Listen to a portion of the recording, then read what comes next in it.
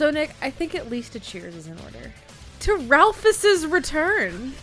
I thought you were going to say to our honeymoon. No, Ralphus is more important than our honeymoon. We're married. Ralphus is back. It's a beautiful day. Kinda. He's back. It's a beautiful day. Cheers to Ralphus. To Ralphus. Yeah, I was gonna get into that later, but no, it was on Thunder. Yeah, it was before the show. I guess we'll open with that. Welcome to this episode of the Butts and Seats podcast, episode number 86. It's Ralphus's return. Kinda. He's not on the show at all. He just appeared on Thunder. He's in a recap though, so he's on Nitro. I still don't know if it was better or worse that we watched that Thunder after we recorded the last episode. It's better. I'm Nick, alongside Emily. Team Ralphus. Emily, is there anything besides Ralphus going on? He was the shining light in this episode. I'm going to hold on to that glimmer. He's not even in this episode. He is, though. He was in a recap and he was in the Thunder prior, which we're going to talk about. So he is in this episode of the Butts and Seats podcast. Do you want to just start talking about the Thunder? Sure. Emily, what happened on the Thunder before the...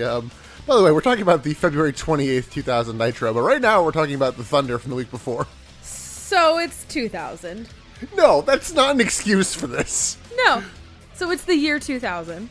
Every TV show in the year 2000 to 2004 did this storyline. You find it egregious. I find it normal. No, they didn't do it like this. I mean, they did and they didn't. Kevin Nash has amnesia. Ooh. He has amnesia a week after getting hit with a guitar. The amnesia didn't show up until a week later. The amnesia storylines in general in the 2000s were not uncommon.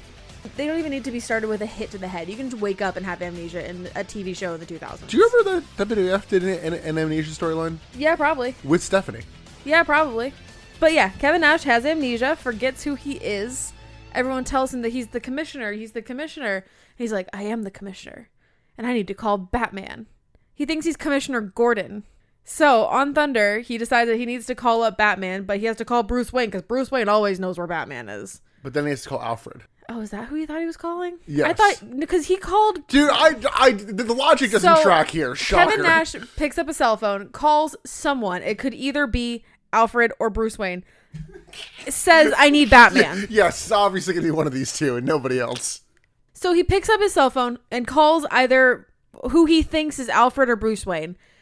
And he says that he needs Batman there.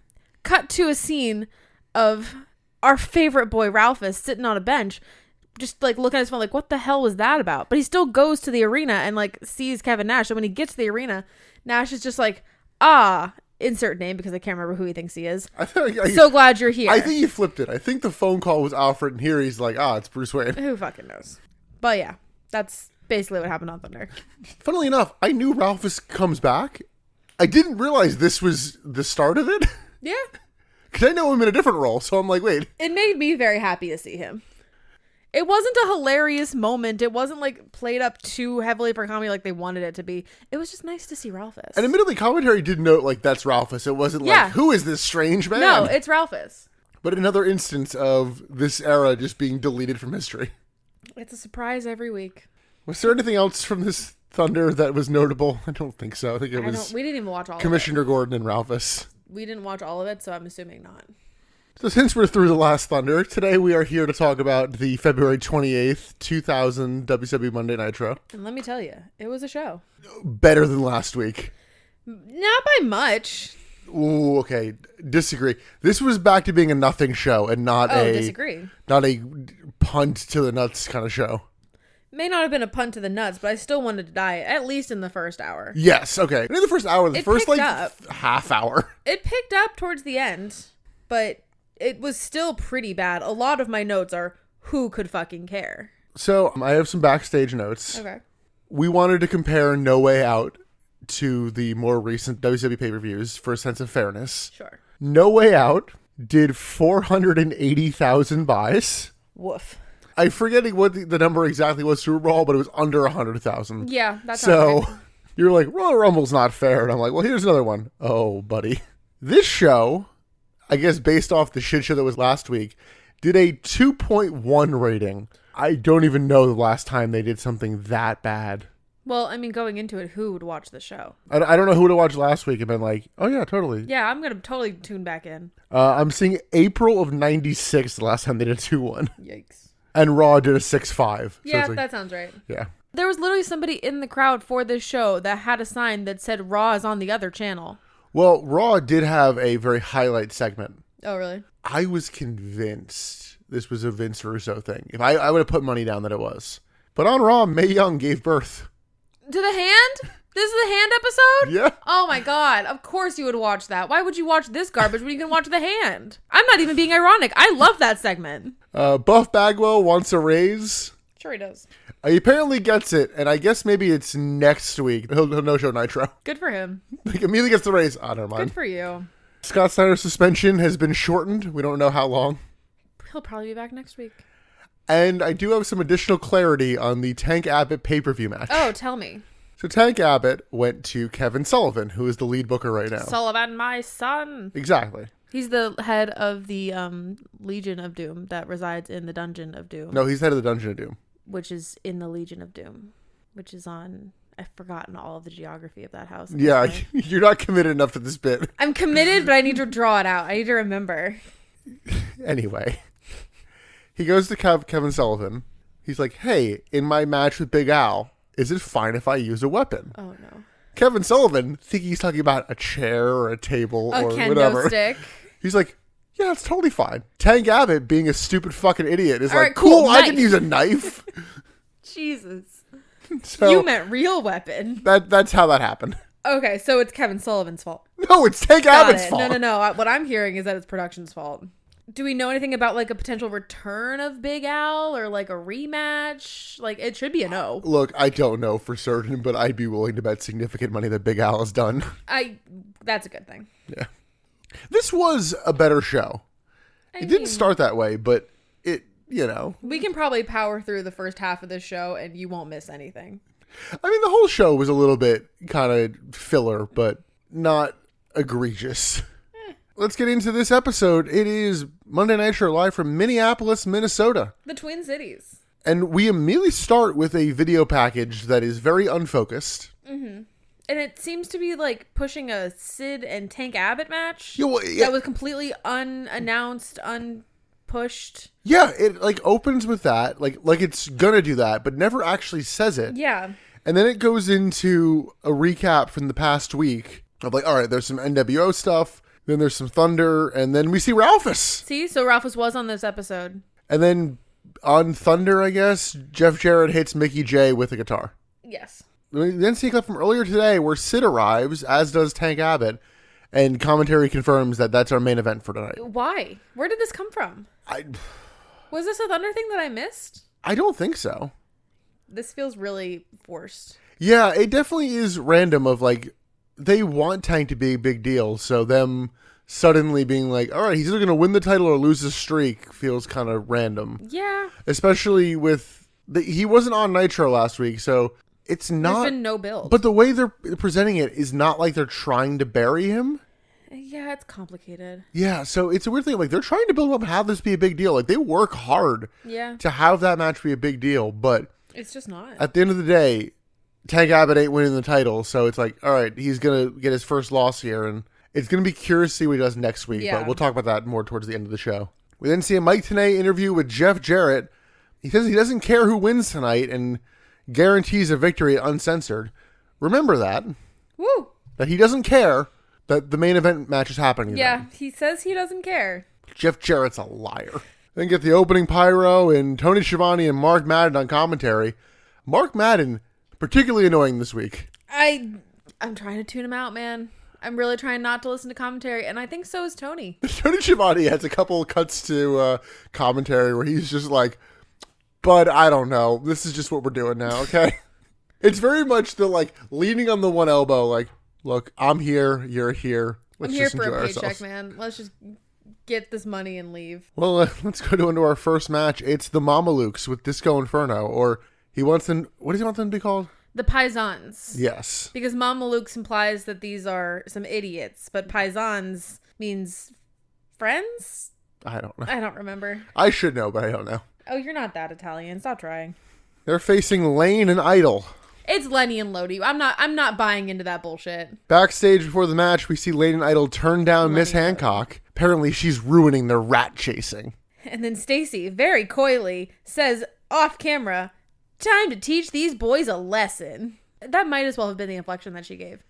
Like, homegirl has not learned how to act yet, has been given no direction. She was hired because legs. This Barbie's job is legs. We saw and Barbie. she legs so good. Her job is beach. No, her job is legs. Okay. So we get the match. Sloppy action to start, and then Lane Knight will do some pseudo-hardy stuff. We get a spin kick from Johnny the Bull. Then Miss Hancock comes out to join commentary. Which is a shame, because, like, this match wasn't that bad. I have no the match notes is of over. this. Yeah. At this point, it's over. They tried doing a bit of commentary being annoyed that Disco was there, but being thrilled that Miss Hancock was there. Yeah. And Mark Madden just comes off like such a prick that the whole bit comes off annoying. It does. Their whole thing was like, managers shouldn't be on commentary. If you're ringside, you should not be on commentary. But then Miss Hancock comes out and like, oh, put her on commentary. Like, Yeah. oh, well, she can be on commentary. Like, yeah. Yeah. Get some double team action from the Mamalukes, but we're not focusing on the match. Yeah, the match was over. Double crossbody and both men are down. Miss Hancock talks a little bit and then does the hit my music and gets up on the table. And she does her little booty dance again. She was less enthusiastic this week.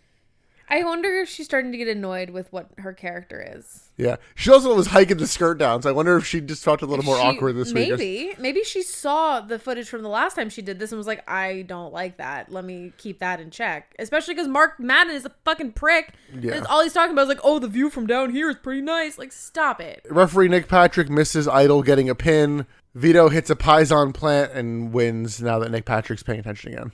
Vito then offers Stacy to dance in the ring with them, and she does, but they get a little too Night at the Roxbury without acknowledging it. Yeah. Like, it's very, like, they're on top of her in a weird, creepy It way. was very creepy.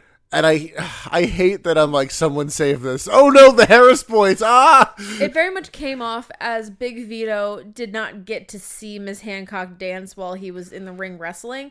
So he's like, no, dance for me now. I need to see this. So my exact note is the Nazis are here to bonk everyone. Bonk. There's a lot of bonking in this show. I'll give him that. For different reasons. This is the Go to Horny show. Yes. The Harris boys grab a mic and want the title, and Of course I do. in probably the funniest moment of the night, Oh my god, yeah. the NWO music hits because the Harris boys have finished their beatdown. And they're in the NWO. But people so don't associate them with this that the NWO music hits and everyone turns to the ramp like, what's going to happen? Oh, right. These two are NWO. It even got me, though. Yeah, same. It got me. I was like, oh, who's coming? Like, no, it's their music. Yeah. Because they haven't been, like, coming to the ring with the NWO music. They've been coming with the Yeehaw music. Yeah. So it's not something that is associated at all. I don't think it's that weird for it to have been a confusion. This was not a good start to the show. No. And It just gets better. we're going to get a little more of that. Tony Schiavone and Mark Madden check into camera. We get a graphic for Sid Vicious versus Tank Abbott tonight. We get the same graphic a lot tonight where I guess they did this one graphic once where they were going to do a fade and they didn't clip it properly. So it's just sloppily edited the entire night. Like, it just hard cuts into a graphic they clearly meant to, like, do something fun with. And, like, nah, we don't have it, whatever. There's some other weird graphic stuff that happens throughout the night, too. Yeah, and they show a graphic later saying, like, tonight is the night of championships.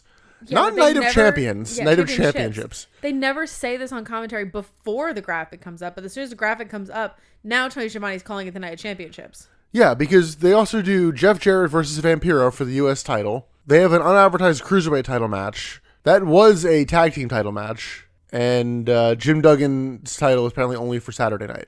Of course. But I mean, like, that is a cool thing to advertise if you're going to go with that from the beginning. Like, yeah, this is the night of championships. We have a lot on the line tonight. That's a good thing to get people to watch and pay attention. But, like, they just said fuck off. Despite being on Thunder, Kevin Nash is not here. He's being examined by doctors. Of course. Clearly, creative is like, no, your bits are good for Thunder. We're not letting you do it on Nitro. Sting is here, but Mark Madden's like, no, he's not. Cool, I'm glad I'm going to stick around then. Yeah, why would you watch? We didn't see a clip of the kid cam, which is still stolen. Okay, but it is, but it isn't. So, like, apparently before this segment, they had found their kid cam, but then they lost it again. And then after this one, they have lost it. They found it and then lost it again. Oh, I missed that. There's a lot of finding it and losing it. Apparently, like, if I was listening to the commentary of Kidman and Tori Wright, after last week, they found the cam which is why it is now here in this arena. But they lost it again as soon as they got here. And now we have this footage of Buff Bagwell chatting up Miss Elizabeth. Yeah, he's getting his flirt on. He's trying to shoot his shot. He's shooting a shot. He's fucking spraying because he's just trying everybody, it seems like, right now. Hey, shoot your shot, man. But obviously she says no to him. Then see Lex, Liz, and Flair laughing at the previous footage, which was just weird to see Liz in the one shot and then in the... It's confusing. Yeah. The timing of it is really confusing. Like, did this happen just now or did this happen last night? When did this flirting I think happen? there might have been a thing like earlier tonight, but yeah, it was weird to see Liz in both clips. But yeah, so they're laughing at Buff. But then Lex gets like upset. He gets mad. It starts with laughter and then it's like, no, let's fuck this guy up. Admittedly, I don't know what it says about the writing, but I appreciate that Lex didn't get mad at Miss Elizabeth. Yeah. He got mad at Buff. It's like, no, why are you hitting on my girl? That's true. It wasn't Liz like, what the fuck you doing talking to him, huh? Well, if a Mr. Savage was still around, I think that's how the storyline would have gone. Actually, I'm not even meaning that in a domestic dispute sort of thing. Like, that's actually how that would have been written. Well, ironically, I think we see him tonight, but not like that. No, just in the Slim Jim ad. Yeah. We then see a clip of Bam Bam Bigelow getting interviewed about tonight's main event in a spot they do a couple times. He picks Sid to win. Yeah, like a most smart people man. pick Sid to win. Like, who the fuck is picking Tank? I think they kind of do 50-50. Are they trying to go for 50-50? I think so, yeah. Because I think they do 5, and one person's like, could be anybody. I'm like, all right, good. Good interview, bud. Oh, yeah, it was like Mang or something. Yeah. We then go to somebody we have not seen in a long fucking time. For good reason. Yeah. Ricky Rackman's back. I don't need to see this man or his stupid gelled hair. Doesn't matter what university he's at trying to hype up spring break. He's here at the Ohio State University. The Ohio State. The Buckeye Cafe. But he's here to hype up spring breakout, because I guess we're doing that again. Why? And we were both convinced that they had a really small turnout and had to, like, really use tight edits to make Oh my God, yeah, because all of the shots they used in the Buckeye Cafe, in this segment and the following ones, are very close up and very tight. It didn't help they didn't advertise this at all. No. They have a marketing problem. So he says the Nitro Girls and Disco Inferno are here, which threw us off because they didn't say that this was on Saturday. Yeah, because we like just saw Disco. I was like, wait, what? How the fuck is he? How's he already there? So yeah, apparently all of the footage at the Buckeye Cafe happened on the Saturday before this. Yeah, which also doesn't help because the end is like, let's see some clips from like what just I guess is currently happening and happens in the future. And it's like, what? I have no idea. But this did look pretty lame, It honestly. was very lame. Speaking of lame, oh my God. We get Hulk Hogan, brother. This fucking promo. Honestly, I'm going to just play this because it's one that I'm like, you know what? It's better to experience it than have us tell you about it. You know something, Ric Flair? After the sacrifice in Sacramento, brother, I realized how far we've taken this thing, brother. As I was in that slow rolling coffin on the way to the emergency room, as I waited for each bated breath coming out of Jimmy Hart's body that I thought might be his last, I gazed down into his eyes, Ric Flair. Yes, Jimmy Hart was muttering, was stammering, trying to get the words out. I finally understood one word coming out of his mouth. Ric Flair, the steel cage wasn't the answer, brother, to our problems. The thousands of Hulkamaniacs that I had to strap back to keep off your back, Jack, wasn't the answer to the problems.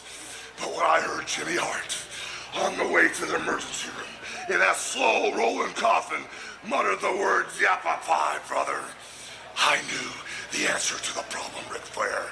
The YAPAPI Indian strap match, Jack. That's what Jimmy Hart was calling for, brother. And now that I know, with the powers to be watching my back, I can box you in contractually.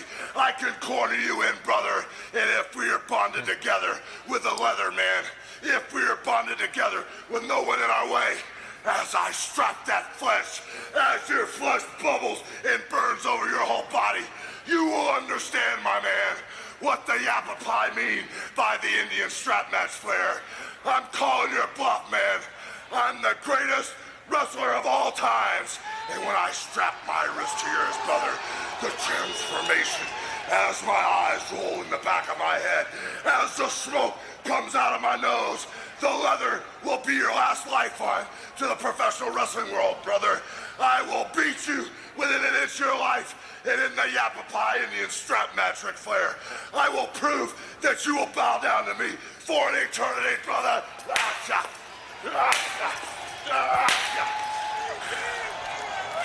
So, do you remember that guy last week that had the sign that said, "What decade is this?" Yes. I feel that in my bones after this It's promo. the YAPAPI strap, brother. This screams 70s wrestling. This is so stupid. It's culturally appropriative. It's old fuckers that were famous in the 70s, and it's a gimmicked match. What? Why are we doing this? Did you catch him being like Jimmy Hart on his deathbed, Yes! brother? He's talking about how Jimmy Hart almost died. I don't think that's what happened. No, it wasn't. It's like, through bated breath, he told me, "Get the YAPAPI strap." What? It was like almost erotic in the way that he was talking about it. Like the way that he's going to use the strap on Flair was almost like a sexual promise. It felt very erotic, you know? Yeah, I'm trying to figure out why this appears on like Botchamania. That's how you're just being weird. Because it's called YAPAPI. Because like, what the fuck is that? Is this like an actual thing from Native American culture? Or are they just trying to be weirdly appropriative? I'm going with the latter, but I have been wrong before. So yeah, YAPAPI strap. There's going to be a YAPAPI strap match at Uncensored. You excited? No. Why would I care? We didn't get teased something awful. Mean Gene is in the ring to interview Ric Flair. Woo! We were ready for it. We wanted it. No mean Woogie. And then he came out in a leather jacket and you're like, he's not going to do it. He didn't. If he comes out looking serious and he's not in the sparkle robe, he's not doing the mean Or a by suit. God Gene. Or a a suit. You're right. If he comes out in street clothes, he's not doing Well, he the also mean came Woogie. out with Lex Luger and Elizabeth, and I'm like, Yeah, there's no way he was doing it. Flair calls out Hogan and yells at somebody pointing out which camera to talk to. He's like, I'm Ric Flair. I know who to talk to. Which, like, but you were talking to the wrong camera, Richard. Luger calls out Sting for no showing, and in a Calls him point, a coward. yeah, it was like, yeah, you didn't help last week. You weren't here, and like, it didn't help that nothing Luger said was like out of line. I'm No. like, no, yeah, You're correct. Luger's right. I hate when the heels make sense. Luger then calls out Buff Bagwell for getting fresh with his girl. You think you're the stuff? Tonight you're gonna get snuffed. Challenge him to a match later tonight. And then Lex Luger starts insulting Minnesota. So who's here to defend Minnesota? None other than Kurt Hennig. Why? Like, I get you're from Minnesota or something, but like, I guess. Yeah, this Sure. was random in storyline. Because I'm trying to think of the last time we actually saw Hennig. Been a minute. I want to say last time he was with the powers to be, but if I remember, he might have had a random like, oh, he's a face this week, and then I could not tell you last time we saw Kurt Hennig, but I also have like, I don't know, I guess like object permanence when it comes to Kurt Hennig, where I just don't think about him when he's not on the screen. yeah, you were convinced that I was like, yeah, we never see Kurt Hennig again. I was like 90% sure you said that on this podcast, and I was like calling you up like, you're really fucking bad at that thing. You're bad at that game. We should stop doing that game. And I'm like, you no, still say that you didn't. I but know he feuds with Sean Stasiak, who hasn't even appeared on fucking Nitro yet. I don't know, man. We did see him do a loser hangs up their boots match, so maybe you're getting worked. No, because I remember that match. And I called the gimmick out of that match before it even happened. Well, to be fair, they actually did at least do a fake retirement and not a weird, like, if they're on the wall. So, yeah, Kurt Hennig's here to defend the women of Minnesota. Sure. He shit talks Lex and challenges Ric Flair to a match, and then tells Flair to show everyone his puppies. I did not get that, but apparently this was an egregious insult because Flair took this as like, how dare you? What is he talking about? I figured that was a joke on that Flair is just constantly taking his clothes off mid-promo, but like, the fact that I got taken as such an insult, I'm like, what am I missing? Exactly. I was like, what did you do? And then in a note to keep in mind, Hennig says that if he loses to Ric Flair, I guess not tonight, he said next week I'll strip naked down Yeah, this he's going to street. streak down some local street. Yeah. So, if you want to see Kurt Hennig's dick, time travel. So we have a match for later tonight, Ric Flair versus Kurt Hennig. Yay. I like Kurt Hennig more than you do, so. I know you do. He's just such a nothing burger to me. He is, like, I know you're like, oh, he's Mr. Perfect. He's so creator wrestler. He's nothing. Like, what is special about him? Outside of the, like, West Texas Rednecks, who is he? To me, he's incredibly talented. I haven't seen it. Maybe as Mr. Perfect he's better, but I just don't see it here. Admittedly, I have a hard time spitting out gum without doing the Mr. Perfect spit and flick. When was the last time you chewed gum? We get Mike today interviewing Booker. We see a clip from Thunder of Booker and Kidman were tagging out to face the Harris Boys, and Booker's a bit annoyed with Kidman due to missing a tag or something. Some lazy excuse for a match. Oh, this is why I don't remember this interview. Booker says he's not sure who, like, booked or requested this match, but it's like, no, you know what? I'm not a Kidman. Let's just, like, work this out. We got to do one. This doesn't need to be a whole thing. And I'm like, all right, cool.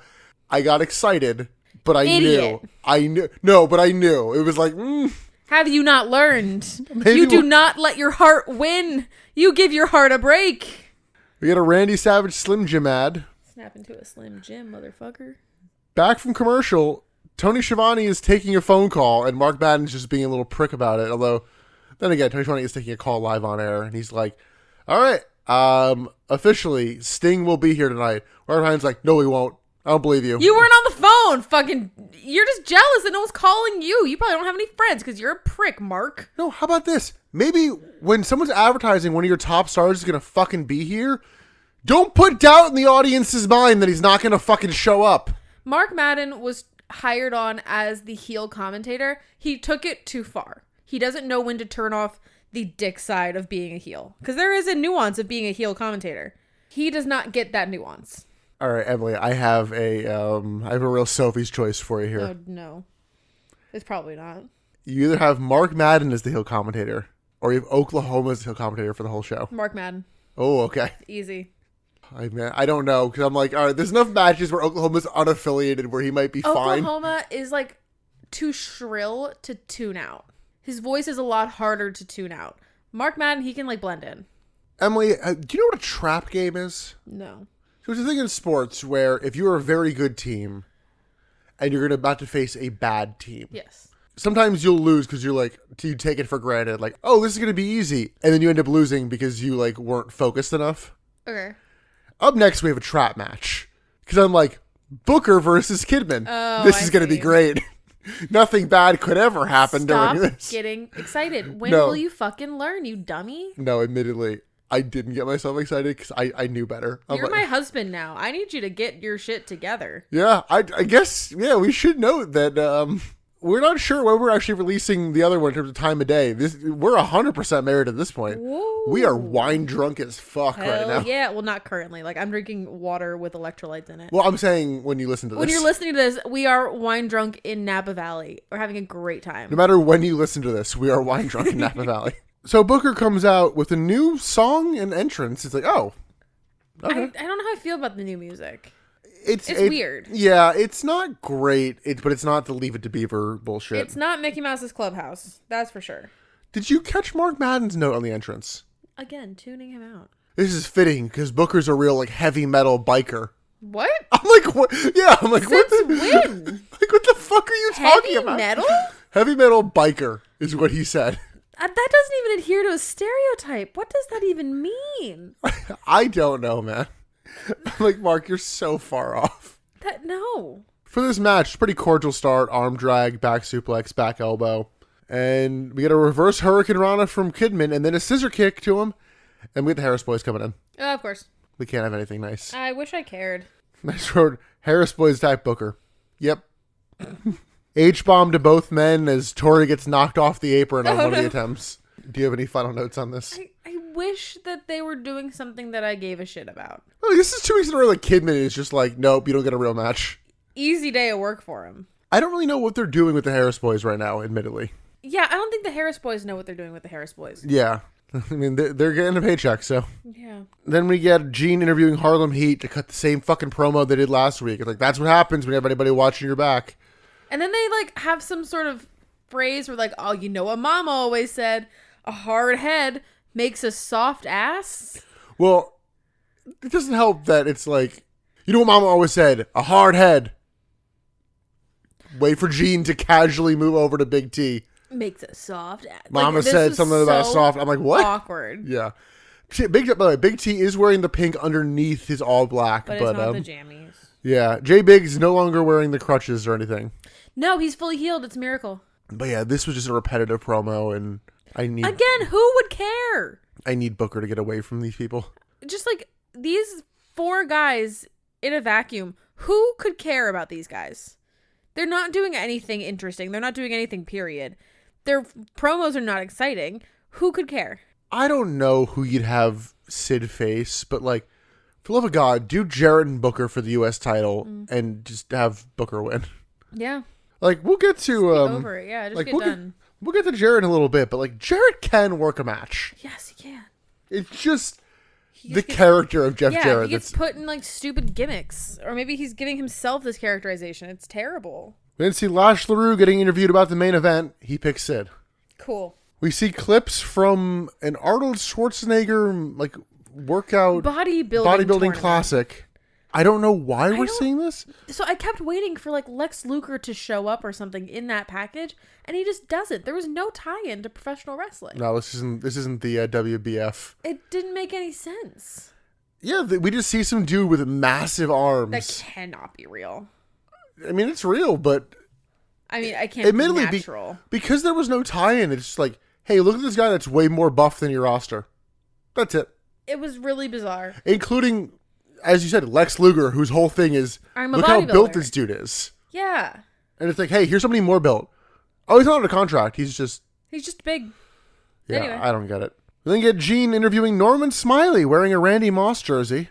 Says he has an issue with Dustin Rhodes for basically being a dick to Terry Funk. Yeah. And he says that tonight, instead of screaming Norman Smiley, Dustin Rhodes will be doing the screaming. I did kind of like the premise for this. Oh yeah, no, like, it was a good, solid little quick promo, sets up the match. Yeah, I thought this was effective. Yeah. I like this. Like, I have to speak up when something is wrong, and what happened last week was wrong. Yeah, Norman Smiley, efficient. We love this guy. We stand. Part of me is to be sad to go back and listen to early episodes with being like, oh, fucking Norman Smiley's here. I know. We turned so hard on him. Oh, speaking of people that you've turned on, I guess in a positive way. We then get to do a 3 count versus Brian Knobbs. I was always team 3 count. So Brian Knobbs comes out, and I don't know what the match was going to be, but Evan Craig just grabs a mic and is like, what if we make this a handicap match for the hardcore title? Brian Knobbs is like, yeah, I'm fucking stupid. I'll do that. Yeah, okay. He actually said that like, yeah, you know, I might be a little dumb, but sure. Okay. And this is the first instance, I want to say, of the Night of Championships graphic. Oh, is it really this far in? I think so. Oh, shit. And Emily, do you want to describe this match? Okay, I only took 2 notes in this. It's for the hardcore title, and then I did a sentence wrap-up of the whole match. Are you okay with me talking about the winner? Okay, I feel like I can describe this a little cleaner. After many bonks and a question of why we're watching this, 3 count are now the hardcore champions. I'll go in a little more detail, but not much. Lots of bonking early. It's just bonking. Knobbs signals for Pity City to Shannon Moore. Knobbs hits chair shots at the 3 count and grabs a crutch, but that doesn't play into anything.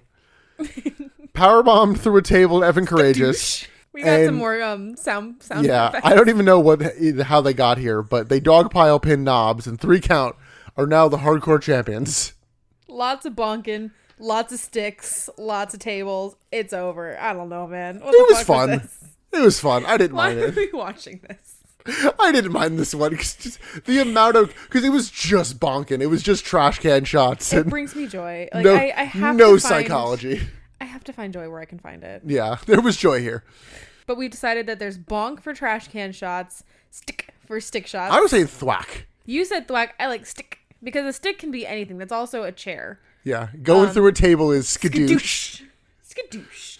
Yeah, because a stick can be like a kendo stick. It can be a chair. It can be the cymbals. It just. I was gonna say chair. It might be good for like a clang. Whatever. It makes the hardcore division a lot more fun. If we were to do video episodes, it's just gonna be like 60s Batman style. Yeah, that's what I'm thinking.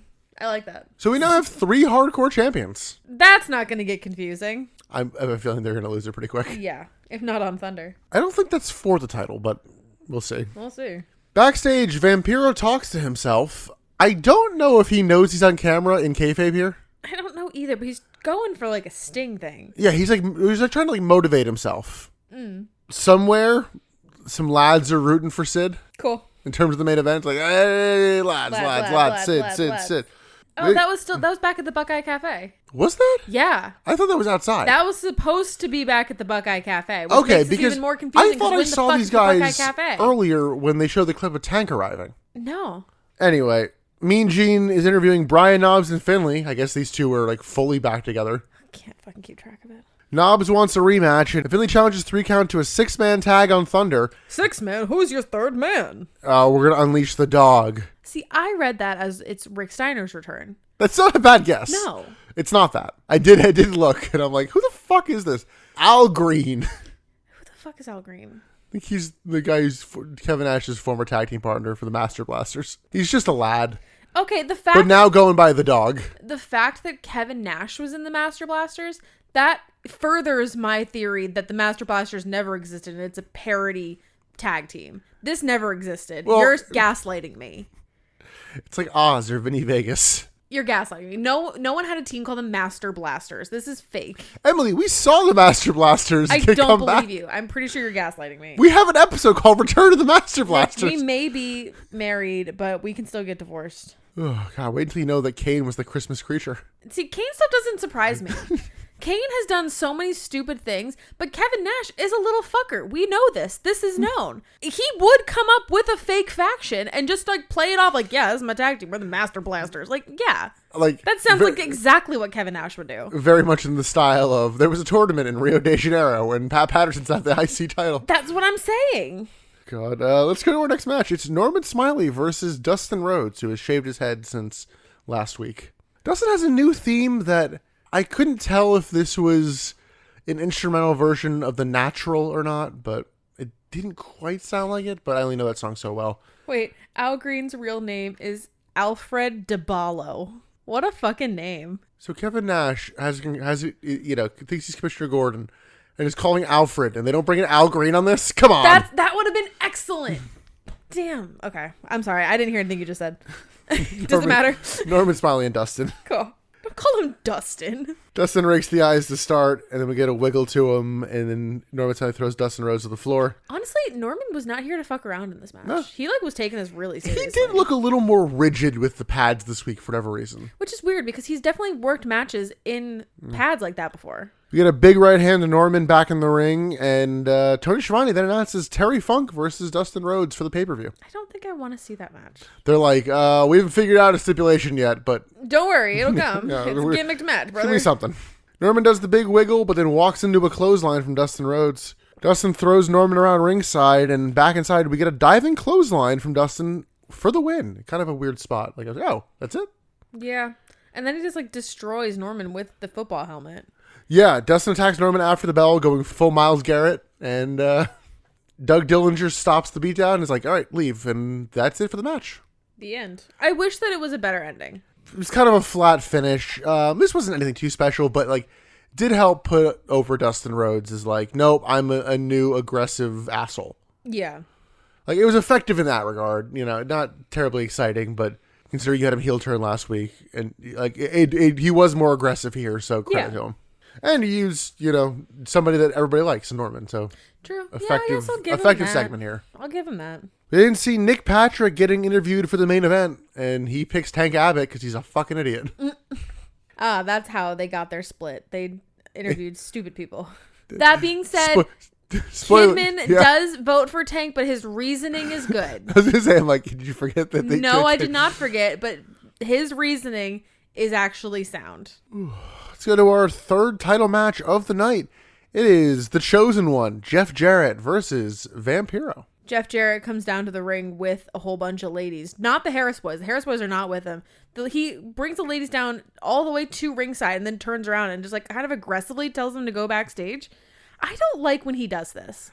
Because like if I were those girls, I got all dressed up. I put my makeup on. I'm wearing heels. I did that treacherous walk down that ramp that we know girls have fucked themselves up on. And then you're just going to send me right back? I don't even get to ringside? Like, I'm not doing that walk twice, man. No. Oh, I did accidentally skip over Gene interviewing Jarrett earlier. Jarrett earlier was saying he's annoyed that Tank Abbott's getting a title shot. And I'm like, you fucking said! I think that one's also where Gene is like, ladies, good to see you back on your feet. I'm like, what? Yeah, I don't know what that means. They were having sex. They were on their backs, was the joke. I got the joke, but we never saw them in that position. So it's just like kind of slut-shamey. I didn't like it. Yeah, because Jarrett's also annoyed about having to defend his title in this match. And I'm like, but you like barely ever defend your U.S. title. People forget you have it. So we were really hoping that Vampiro was going to win it here just to get some life into that title. Honestly, yeah. I mean, at first when this match started, I did not give two shits. I don't like watching Jeff Jarrett. And Vampiro is only, I thought, good when carried by Kidman. Vampiro is getting a bit of a push here. It's like really on Thunder, he wrestled Ric Flair, and here's a U.S. title shot. Oh. Yeah, they're really doing something with Vampiro. Apparently, Jeff Jarrett in kayfabe is getting fined $10,000 per guitar shot. No, he's not. In kayfabe. Oh, okay. It's like that man has racked up quite a bill. Never drew a dime. Get some chain wrestling to start. Spinning kick from Vampiro, but then he misses a dive. Honestly, it started out with really good energy. Yeah. Vampiro rolls through a diving crossbody in a spot that you really liked. Oh, yeah. It was like, this was a spot that like kind of got me to sit up like, okay, I'm watching. I'm listening. I gave me like a little bit of life. At this point, I was ready to be like, I fucking quit. Jarrett hits a pop-up powerbomb and then tries for a monkey flip. But Vampiro lands on his feet, but turns around into a clothesline from Jarrett. We then get the patented Jarrett sleeper, but Vampiro counters and locks one into Jeff Jarrett. Shit, buddy. Jarrett gets out, but Vampiro hits a Uranagi, and in a weird spot, we get an Aloha Jarrett, but it's denied by Nick Patrick kicking Jarrett's hands off the rope. Kicked him? What the fuck was that? I have never seen a referee do that. And on commentary, they were trying to justify it, like, oh, sometimes they're not listening. We have seen it. But commentary was like, oh, sometimes if the wrestlers aren't listening, the referees just kind of have to do what they got to do. I'm like, I've never seen this. We have seen it on the podcast. When? I don't know, but it did. I have never seen a referee do that. We then get a nail in the coffin, but the referee is distracted by the Harris boys coming out to interfere. Sid makes the save, but Vampiro gets hit in the head with the U.S. title by Jeff Jarrett. Little bit of a delayed count, but Vampiro kicks out of the title belt shot. Like, this is where I was like, oh shit, he's gonna win it. Oh god, oh we got him, ladies and gentlemen, we got him. Well, it didn't help that it was a 2 count, but the bell still rings. Yeah, which you said was a fuck up by the ring guy. I can see that being a kayfabe thing where the ring guy is like on Team Jarrett and is like screwy with him. Like I can see that being turned into a kayfabe thing. But MVP Nick Patrick is like 2. It was a 2, sir. MVP Nick Patrick, not actually, but contender. Vampiro misses a diving leg drop. Then we get the stroke to Vampiro, and Jeff Jarrett gets the pin. Which I was so upset by, because I was like, even when he did the stroke, I was you like, got so invested. I was like, oh, kick out, damn it. You like went full Jim Ross. You're like, oh, that son of a bitch. I was so unexpectedly invested in this match. Like Vampiro really surprised me. Yeah. Even honestly, Jeff Jarrett surprised me. This was a really good back and forth match. There were a lot of moments where I didn't know what was going to happen next. I didn't know who. There was no clear winner from the beginning. It was really exciting. Yeah, it's like when Jeff Jarrett isn't pushed above his station, it's like, oh wow, he's good. He can actually wrestle really well. The like, problem this was great. is he's just being put in a spot that's above what he should be doing right now. I agree. Like he would be amazing in the cruiserweight division. Like he would do he's a little too heavy for well. But I can see him thinning down and like being there because he's not that far off. Body stature wise, he's not that far off. But I can see him like being the head of the cruiserweight division and going head to head with like people like Kidman. I would love to see him versus Kidman. I don't know that he needs to be the cruiserweight. It's like have him be the head of the U.S. title scene. Like he is the current champion of. Oh my god, you know what? And have him face Kidman and Booker and everybody. You know what would be a great match? I don't know if this actually has ever happened. Jeff Jarrett versus Eddie Guerrero. Ooh. That would be awesome. I don't think that ever happened. We haven't seen it, obviously. Yeah. It's a weird thing. If Jarrett jumps back and forth between companies enough, and they might have just missed each other. Yeah, admittedly, because Eddie becomes Eddie later on, I don't think he's quite there as much. But he's in that category of like, you put him in there with somebody, he could put on a great match. Like, him and Owen Hart being a tag team, it's like, they were great. I did not know they were a tag team. This was an amazing match. And Jeff Jarrett has really shown me that he has a lot of potential to be like in my stable. Like I think he would never be a boy, but he could be one of like my boys. There's no rules in my stable. Come join. Yeah. Jeff Jarrett's not a boy. He's nobody's boy. There are no rules in my stable. I do not discriminate. I know. I'm really thinking about how big your stable's growing. My stable's quite large. You have a ranch. Yeah, and it's on the same property as the Dungeon of Doom. It's I'm moving on. Backstage, the Mamalukes give something to a guy to deliver to the Harris boys. It's like slips him a 20. Is like, make sure it's from us. Like, I saw him on Thunder, too. I'm sure he's somebody important, but I have no idea who the fuck this guy is. yeah, he just seemed like a backstage hand. A crowd somewhere is hyped up to care about the main event. It's back at the cafe. I thought this was outside again. No. Because This is back with Ricky at daylight. the cafe. I think you're thinking people outside are at I Ohio don't State. think so. Because then we go to an Ohio State recap from Saturday where they actually say it's Saturday. And in a bit of a break of continuity, because they say the opposite later on, Ricky Rackman's like, yeah, 3 counts here. They pull a bunch of chicks. Yeah, he says something like, whenever you do a big event, you got to make sure 3 count's there because nobody pulls more ladies than 3 count. And then the next time when he's like, yeah, wow, no one likes 3 count. But like, this doesn't make any sense because do you remember a couple weeks ago when we had that segment of 3 count at the like meet and greet thing? Yeah. And nobody was at their booth. So like, are they a big deal or are they not? And even fucking Mark Madden was like, oh yeah, they performed at the Grammys. Like, are they big or not? Yeah, they can't decide. They have a CD. We know that. During the commercial break, Finley attacked Vampiro, and I'm like, oh, well, Why? I thought you were getting a push, buddy. I guess not. This didn't make any sense. We then get the Nitro girls. So much better than last week. They were on their shit. They looked so good. And then fucking David comes out and makes a mockery out of all of it. But 3 of those girls do not let David mess up their steps. 3 of them just like stop dancing. They're like, what's Spice going on? is one of them. I think that they were supposed to stop. But the 3 girls that didn't stop dancing, like, I'm giving them props for professionalism. Like, do not let anybody distract you. Do your job, do your dance, and finish what you came there to do. So Daphne comes out with a crowbar going, what the fuck are you doing? And David's like, no, I'm so sorry. No, it wasn't me, babe. I love you. Sowing the seeds here of a breakup.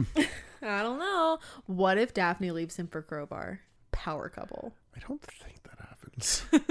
I would leave David for Crowbar. Yeah, well, you wouldn't be with David to start I with. love Crowbar.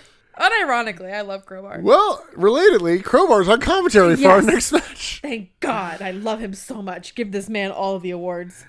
David Flair with Daphne versus the artist formerly known as Prince Iaukea with Paisley for the Cruiserweight title. I'm like, is David a Cruiserweight? Yeah, he's in the Cruiserweight scene. It's the first time he's been in the scene, but sure. That's not true. I think so. He's also not, like, out of the body. Like, yeah, the body type's always kind of weird because like he's taller, but he's skinny, so. Yeah. David slaps the artist as Daphne screeches. Oh, my God. We get a very sloppy angle slam from the artist, and Crowbar stops the artist's finisher for a close to. Angle slam? Yeah. You cannot call it an angle slam. What do you want me to call the move that becomes the angle slam? Not an angle slam. It's not the right company. Kurt Angle is not here. Fine. The artist hits an Olympic slam. No, Nicholas. What do you want to call the move? A slam. Crowbar stops the artist's finisher for a close to. Then we get a cat fight at ringside. Artist hits his finisher and wins anyway. And Crowbar carries Daphne away. Was it even a match? This was not a match. No. This was just an excuse to get Crowbar on commentary. And even I'll then, take it. he wasn't even there long enough. I'll take it. I'll take whatever I can get of Crowbar on commentary. Because even Tony Schiavone was like, invested with what Crowbar was saying. And he was like, yeah, just keep talking. Yeah, man. Tony was like, give me a break. All right, go ahead. They were both like, this man's good. He knows what he's doing. Yeah, hire him. Get Mark the fuck off of there and give me Crowbar. We go backstage. We see a broken guitar, and Arn Anderson somewhere is happy because Sid is getting oxygen. Thank God. How hard did he have to get hit with a guitar to need an oxygen mask? I don't know. Like, he's being fully medically treated, and all we can see is that he got hit by a guitar. By the way, speaking of Arn, can we acknowledge that in terms of Terry Funk and Ric Flair, Arn Anderson didn't do shit in that feud. No, he did not. Yeah, they were like teasing like, oh, he's going to do something. No.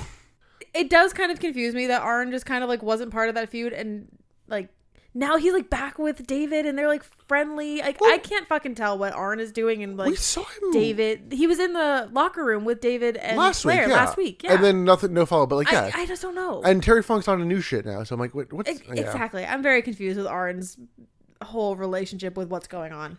Part of me wonders, do they think like, oh, we can get him cleared? And he's like, no, I've already got my insurance payout. So no. Yeah. Fuck, you got mine. Elsewhere backstage, Jeff Jarrett and the Harris boys are given a dead fish. Got him. Why is this so egregious? What? Is this like a Italian? Yeah, it's a Godfather thing. Oh, okay. Luca Brasi sleeps with the fishes. Sleeping with Oh, the fishes. Tony Schiavone has to explain the fucking joke to Mark Madden in one of the upcoming segments. He's like, "No, you fucking idiot! It's the Godfather. Have you seen the movie?" It's like, Oh, I Jesus. missed that. I missed that. God, I'm really starting to love Tony Schiavone. Yeah. I Tony like Schiavone not wrestlers giving when a they shit is really great. I like wrestlers when they stop giving a shit. I think I'm learning that. When you start like just being, fuck you, that's when I like you more. Mean Gene is backstage, says that Sid isn't cleared for the main event. And Sid's here to shout, but he gets very woozy. This is so confusing because Gene is like, there's no way Sid can wrestle. And Sid comes out, I can wrestle. Whoa. He'll says he'll see Jeff Jarrett uncensored, and he'll see Tank Abbott in hell. That's a good line. And you're like, so there's not a match tonight? Suddenly, He didn't say unless I'm mistaken, the main event is not hell. Yeah, at that point I had no idea if there was or was not a match. Tony Schiavone then immediately goes after, oh, we have a main event. I guess we still got a main event. All right. It's a hell in a cell. We can get the cat coming out in his leopard print and cape. Oh my God, he's wearing a leopard bucket hat that he has pulled down so low over his eyes. I can't see the top half of his face, and there's no way that he can see the audience. I never see his eyes. God, it keeps feeling like we're winding down, but I still have We're a bunch of not. notes. He heals on the crowd in his usual style and says that people are sucking up to him a little more now because he's actually friends with James Brown. To which he throws a clip to be like, no, see, I am friends with him. The clip from last week. Look, I know none of you bought Super Brawl, so here's the clip again because I know you won't believe me if I just say it. No, I actually did have James Brown. You just didn't pay for the pay-per-view. So he's going to dance again, but he's interrupted by the Maestro with Symphony for a match. Symphony has a boombox coming out to the ring with her. Yeah. And so it took us a second to figure out what she was playing on it because she puts it in the ring and she plays a song. Or is that during the match? Was that before the match or during the match? I think it's meant to be all of it, but it really is not a focus until like the finish of this match. Neither here nor there. She's playing a song on the boombox, and we can't figure out what the song is until the chorus. Oh no, it's different songs. The song changes. Oh, did it change? When they want to do this joke I because thought we just never heard anything Yeah. other than the chorus of the 3 counts. Beautiful. yeah, because this is a heel versus heel match, so no one cares. Cat dominates early, and then even though he's blindsided to start, and then the boombox is playing one song, and then starts playing 3 count, and even commentators like, is that 3 count? Yeah. And then Maestro hits Cat with the boombox and wins. 3 count has an album. Sure, why not? Go buy it on iTunes. I'm ready for this feud to be done. I just don't care. Yeah, that's exactly where I'm at. But they're also putting Maestro in a lot of stuff. Yeah, they're giving him a little bit of a push. Like, why? Of all people to push, why are you pushing Maestro? It's kind of funny. They like had him abandon his entrance and then gave him a push. Yeah. He doesn't come out with the bubbles and like the conducting anymore. He comes out angry. Backstage, Ric Flair and Kurt Hennig head to the ring. The Total Package and Liz can't find the baseball bat they had in their bag. Oh no. Who could have taken the baseball bat? Who's known to have a baseball bat? Who is known to have a baseball bat and is rumored to be in the arena tonight? I don't know. Well, if you ask Mark Madden, Nobody.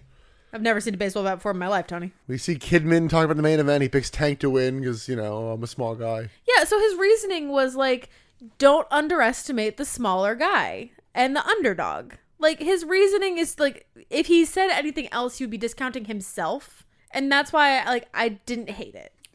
He still came off dumb to me. It was not like, you're obviously incorrect. Well, it was But- like, it wasn't don't count Tank out. It was, I'm picking Tank. And like, all right, that's different. He has to root for the smaller guy because he is the smaller guy. Let's go to our third to last match of the night. Thank God we're getting there. It is Ric Flair versus Kurt Hennig. Ric Flair comes out with the YAPAPI strap. Oh my God, for a second I thought you were going to say the Yeti. Hennig comes out to a real generic theme, and I'm like, give him Ralphus crap. Come on. I know. What are you doing? But okay, I don't understand why Flair came out with 1, a strap at all, 2, one that says Hulkster. It's the one he took off of Hogan last week. Then what did Hogan just have in his promo? That's a good question. A different one, brother. Don't ask questions, brother. Not charged with like the good expected stuff from these two. Like, it's Ric Flair versus Kurt Hennig. You very much know the style you're going to get. It's fine. We had a Flair flop and a back body drop. And on commentary, Mark Madden notes that Hennig looks pretty flawless to me. I'm like, You wanted to say perfect. would you say perfect? Hennig works over the leg of Flair, so Flair pokes him in the eyes, and they trade chops. We get the Flair turnbuckle spot. Flair goes up top for what was probably, at best, going to be a flying nothing, but is thrown off the top rope. He was actually the top rope, though. Hennig gets thrown into Nick Patrick and, like, does this in a style where it's like, all right, well, I feel they need to do a clothesline. And Mark Baden's like, why did he clothesline him? Was that on purpose? It's like, no, it's the fucking spot, jackass. It's a Just fucking play wrestling along. show, you dummy. Has he never watched wrestling? Luger then interferes, but Hennig grabs a chair. Referee comes to and grabs a chair away from Hennig, and Flair just punts Hennig in the dick for the win. Hey, if it works, it works. Yeah. Post-match, Flair whips Hennig a little bit with the YAPAPI strap. YAPAPI. So I guess we're going to see Kurt Hennig's dick soon. Yes, he is going to streak. Yeah. Why? Yes, he's going to streak down some Minnesota road. Yeah. I'm assuming it's chili, so that's why it's bad. Why are you so into chili? This podcast is not sponsored by Chili's. I don't know why. I'm just trying to get that word ingrained so that when we get our first dog and our dog's name is Chili, it's a funny thing. Okay. I liked this match. It was, it was the quality that I expected from these two. Nothing too special. Like, it's not my best bit for the night. But no, it was fine. Yeah. It was not offensive. I wish I had a little more time. Another one of those where I wish there had been a little bit of a better finish than just a dick kick. Yeah. But that's kind of a Ric Flair problem of Ric Flair never had a finishing move for a pin. It was always the figure four, and that was kind of it. Right.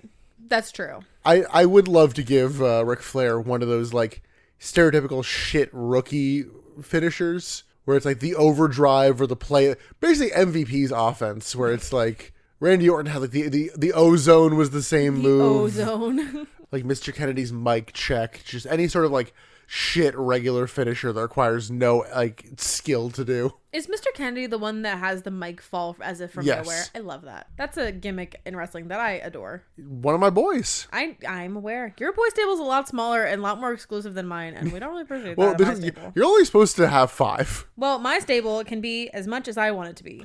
Also, because you don't watch TNA, I don't think you know that when he went to TNA, he became Mr. Anderson because his name actually is Ken Anderson. And you refer to his fans as Anderson's assholes. I love that. But I've said it before. Mr. Kennedy was very much the Dane Cook of pro wrestling. Where he's like, oh, this is so edgy.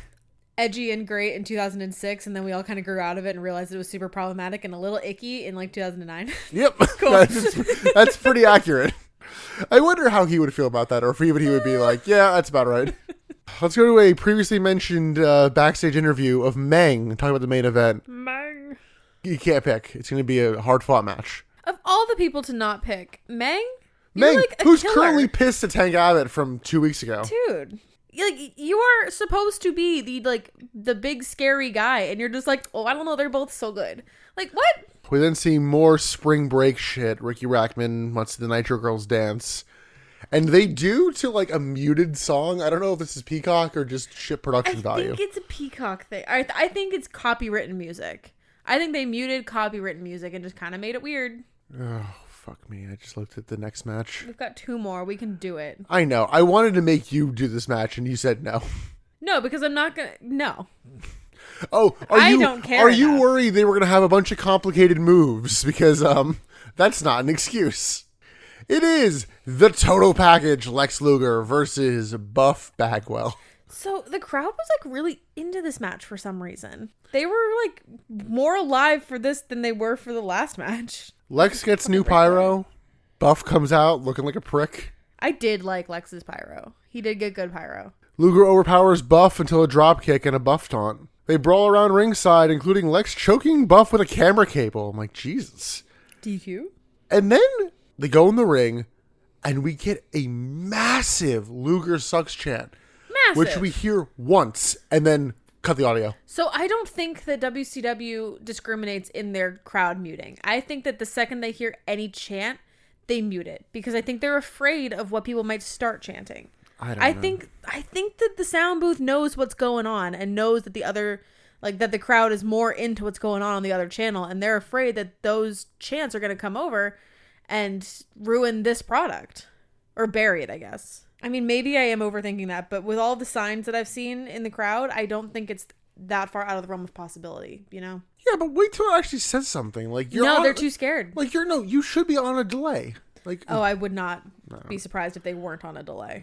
Anyway, Luger with some fucking lazy rest holds. Like, yeah, they weren't. You're even making the flexing. Steiner recliner look snug. He wasn't even flexing. Flexi Lexi isn't even He Flexi. wasn't even Flexi. He was just caressing Buff's face. Luger falls onto Buff's knees, and Buff starts to come back, including a swinging neck breaker. Vader bomb from Buff, but Liz puts Lex's foot on the ropes before the pin. You just called it a Vader bomb. How often have you been doing this? Pretty often. The Vader bomb is already the name of the move. It's just people call that move. I know that's what people call Fine, it. a springboard body press splash. You know? Sure. Buff goes after Liz at ringside, so famous defender of women, Ric Flair, makes the save. Yeah, why is Ric Flair here? Wearing a t-shirt that was upsetting to Oh you. my god, so he came out and just like... His trunks had like a weirdly blue tank. He just grabbed a t-shirt from backstage. Like, I don't even know how to describe it. It was just a t-shirt. It was an oversized light blue t-shirt, and it looked really weird. It looked so casual. It was like something that I would wear after like swim practice or something. I'd get out of the pool and throw a t-shirt on. That's what this looked like. It was jarring. That's not what Ric Flair looks like. Buff fights off both men for a little bit until Rick hits a chop block in the ring, and they're like, okay, now it's a DQ. I'm like, yeah, sure. Yeah, it's been a DQ, Mike. Like, we then get a little bit of sloppiness. I think it's partially due to Peacock because they don't play his actual theme. But Sting comes out. Sting is here. Actual defender of women, I guess. Sting. So Sting comes out to ringside, and I swear everyone has seen him. And then he like tucks behind the ring apron, like, oh no, I'm sneaky. It's like, what? So I think that the way that this was supposed to be played is that Lex had Buff in a chokehold in the ring facing away from the ramp. So they didn't see him.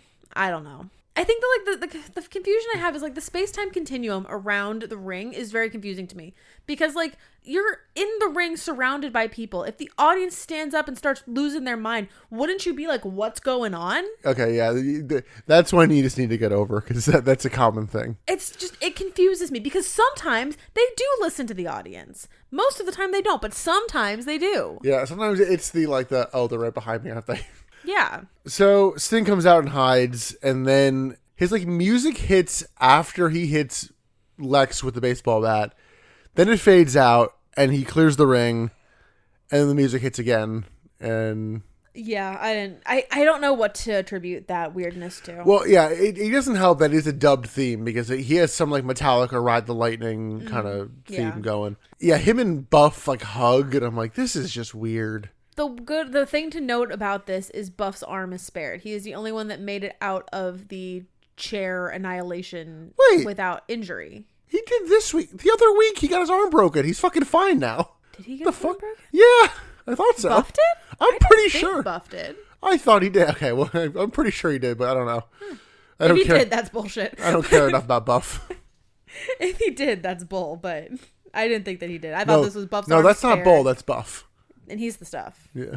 And the ladies just can't get enough. And Jeff Jarrett's the chosen one. I don't care. I don't care. Sid Vicious shouts backstage. But then we see Tank Abbott walking silently. And it's time for your WCW Monday Nitro main event. It's not Michael Buffer time. No, it's not. He's like, sorry, Tank Abbott? No, Pass. I won't be there. Tank Abbott comes out on a fat hog. It's Biker Tanker. Match starts, Tank hits strikes, and... Okay, no, wait, we're not going to talk about how fucking wet Sid was. This man just got out of the shower and was like, oh, my match is on. Well, like, he was sopping wet. Well, it came him. He has a concussion. I guess he took a shower to clear his head. Maybe. In his gear, though? I don't know. He has a concussion. He doesn't know if he's naked or not. It's fucking wild. He was so wet. And his ribs are taped up? I don't remember the rib injury. That's apparently from Thunder, and I missed that. Okay. But yeah, Tank hits strikes and then chokes out Sid, and we get the fucking longest 5 count in the ropes of all time. My God. It's one of those like one. Come on, Tank, he's in the ropes. Come on, you can't keep doing that. What are you doing? Come on, stop that too. I'm like, no, man, you gotta keep going. Yeah, I'm like, holy shit, what are you? So Sid's dead basically. Yeah, the man's purple.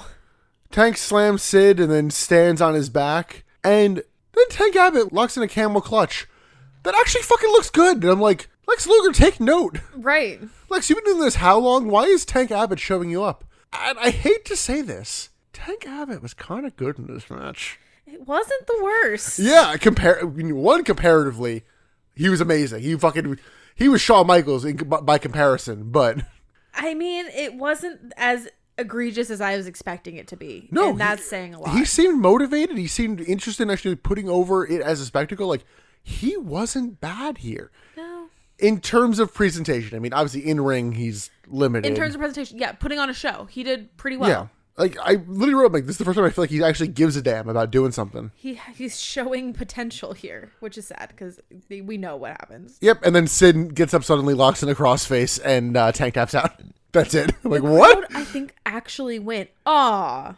Yeah. Like, we actually heard the disappointment. It was weird. I think it's because Sid didn't do anything else. It was just like, oh, that's it? That was the ending. It was just, aw. Like, Yeah. I've never heard that from a wrestling crowd before. I think they're ready visceral for this like disappointment. hard hitting match, and it was just like, oh, here's this like slow plotting bullshit. And then it was over. Yeah. I mean, I didn't hate it. This match could have been way worse. Oh, But yeah, the agreed. fact that it was just like get up, submission. Agreed. Him doing Benoit's finisher is kind of like It's weird. strange. Yeah. It's a little weird. It's It like- works for Sid though. Like, It's like, we don't need Benoit. We have Sid Sid. Vicious. But this was overall kind of a nothing show, but I will take that over last week. I did not leave this show I wanting agree. to die. I was like, cool, I'm ready to do this episode, not like, do we have to do this today? it really did pick up after the Jarrett Vampiro match. Yeah, admittedly, the show was just such a mess that I feel like there's parts of this that immediately have left my brain. I guess I didn't give this enough credit going into this recording because I just remember how I felt at the beginning of this show. Oh yeah, the first half absolute hour death. is rough. I wouldn't even say the first half hour. I'd say like the first 45 minutes. I don't know when that Jeff Jarrett match is, but Problem is with us, first, actually, it's probably even longer because considering the fact that we don't have ad breaks. I was gonna say because I remember looking at one point and I was like, oh fuck, we're only like 45 minutes in. yeah, or like, because you or kept even less. pausing And I'm to like yeah. ask me if I'd seen something or Yeah. like to take a note, and I'm like, Nick, we're only 20 minutes in. We gotta keep going. But yeah, that's it for this Nitro. Thank God, we're getting there. We're getting to what's the next pay-per-view? Uncensored. Uncensored. I keep wanting to say SummerSlam because that's what's on tonight. So in my head, the next pay-per-view is SummerSlam, but it's not. The next pay-per-view is Uncensored. Not to be confused with Unforgiven, which is on our Patreon. Hey! Which will have launched at this point. Woo, woo. Unforgiven, Legends House Part 1, and WrestleMania 18 are all available on our Patreon right now for $5. $5. All you got to pay to listen to all that content. We're going to work on getting more on there, including Legends House Part 2 and whatever else Emily makes me watch. Yeah, Nick forgot that we didn't actually finish Legends House. We only watched the first half of it. And then I brought it up to him the other day, and he's like, oh shit, we got to watch more of that? The last we saw it ends with... They're on a road trip to Vegas, baby! And they get pulled over. And annoyingly, I don't know if they're going to end up doing it based on the vote, but the Attitude Era podcast might be about to do a fucking review Legends House. No! And I'm like, God damn it! We did it first. Yeah, we beat them to it. Is it because we tweeted about it? Did they see our tweet? Did they see our X? They're doing a boys picks kind of vibe of reality shows, so it's the fan vote. So we may have swayed the fan vote, Maybe. except for the fact that the fan vote is actually happening before we Yeah, before you the don't know Patreon what we've launches. said about it, so... But before we get to our next Nitro, we need to do best bit, worst bit, and MVP. Sure do. Emily, what is your best bit? Oh, easy. The Jeff Jarrett Vampiro match. Yeah, I agree. That was like a saving grace. Of like we haven't had a match that good in quite a while, even Yeah. with the weird kind of finish. I mean, I will take it, though. Yeah. Easy. Is that your best bit, too? Oh yeah. Yeah, cool. Emily, do you have a worst bit? I think just, like... I don't have a worst bit, but I guess I have a LVP. It's just Mark Madden on commentary. Hey, I the Yeah, same thing. really? Worst bit, Mark Madden. Yeah. I don't know if you let me have that. Like, I didn't No, think Mark you'd let that Madden. fly. Emily, my last worst bit was the entire show, so sometimes we can know. flex it a little bit. But sometimes. And who is your MVP? So I did have Nick Patrick as a backup. I just Yeah, think I need to give it- give him like props for that match. But I'm giving it to Vampiro for changing my mind about Jeff Jarrett. Okay, Yeah. I get that. That was a really good match. He put on a really good performance, and he made me believe that Jeff Jarrett can actually hold his own in a ring. Okay, I gave it to somebody else who has been a bit all over the show, having to navigate a bunch of different feuds and put on a good match. Maestro? Ric Flair. Oh, okay. Like, multiple- No, fair. I guess yeah. No, you had Ric Flair. Ric Flair put on a good match with Kurt Hennig. He has to do the Hogan feud, and he simultaneously is like, please care about Lex Luger. He's working his ass off to get Luger over. So you know what? Yeah, I'll take it. Ric Flair put on a good performance this show. I think I'll he is take it. the best performer on this show. Valid. But next up is the March 6th, 2000 Monday Nitro. We're finally out of February. I feel like we were in February for so long. Yeah, and which is so weird because it's the shortest month. we're on the road to Uncensored, and we're getting closer and closer to Reboot Nitro. Let's go. Which is when Vince Russo comes back. Ah. But until then, and for the first time getting this, I guess, modern day accurate, you can follow us on social media on X and Instagram and Threads at Butts in the Pod. Good job. And you can listen to all of our back catalog on Spotify, Apple Podcasts, Google Podcasts, Samsung Podcasts, iHeartRadio, and Deezer. Deezer. I always forget about Deezer. Damn it. Yeah, because admittedly, I think when this comes out, Stitcher's actually dead, because it dies at the end of August, and this will come out after that. So, but that's it for this episode. Emily, any closing thoughts before we go to SummerSlam? So the Tribal Council matches tonight. There is a chance. Are you ready to be hurt again? Yes, but there is a chance that this is the last time we sit down recording where Roman Reigns is the champion. There's a chance. So you're saying there's a chance. There's a chance. And this is me manifesting that into the world. Take with that what you will. Well, tell me how wrong I was. Admittedly, we're recording the next episode tomorrow, so when Emily's all defeated on the next episode of the Butts Podcast, you'll know why. But until then, I'm Nick. I'm Emily. And thanks for listening to this episode of the Butts and Seats Podcast. Bye.